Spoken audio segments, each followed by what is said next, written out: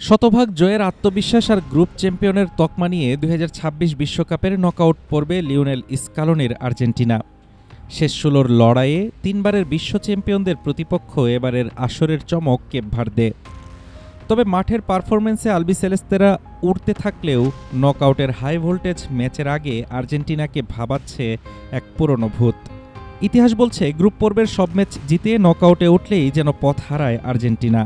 ইতিহাসের পাতা উল্টালে দেখা যায় এর আগে তিনবার গ্রুপ পর্বে সব ম্যাচ জিতেও শেষ পর্যন্ত ট্রফি অধরা থেকেছে আকাশি সাদাদের।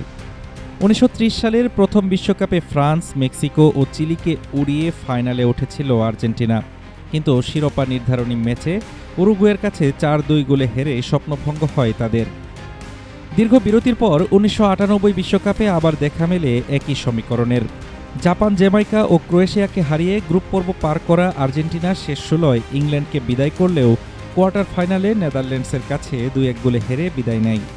২০১০ সালেও দিয়েগো ম্যারাডোনার কোচিংয়ে নাইজেরিয়া, দক্ষিণ কোরিয়া ও গ্রিসকে হারিয়ে শতভাগ জয় পায় আর্জেন্টিনা, কিন্তু কোয়ার্টার ফাইনালে জার্মানির কাছে ৪-০ গোলের বড় ব্যবধানে চূর্ণ হয় ম্যারাডোনা মেসিদের বিশ্বকাপ মিশন।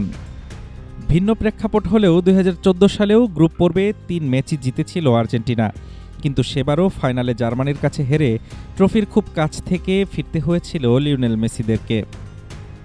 ফুটবল ঈশ্বর কি এবারও সেই চেনা ট্র্যাজেডির পুনরাবৃত্তি ঘটাবেন, নাকি এবার ইতিহাসের সেই চেনা ট্র্যাজেডি পেরিয়ে পরপর দুবার টানা বিশ্বকাপ জয় করে ইতিহাস গড়বে আর্জেন্টিনা? এর উত্তর হয়তো জানা যাবে ম্যাচের দিনই। Desk report, Dhaka today.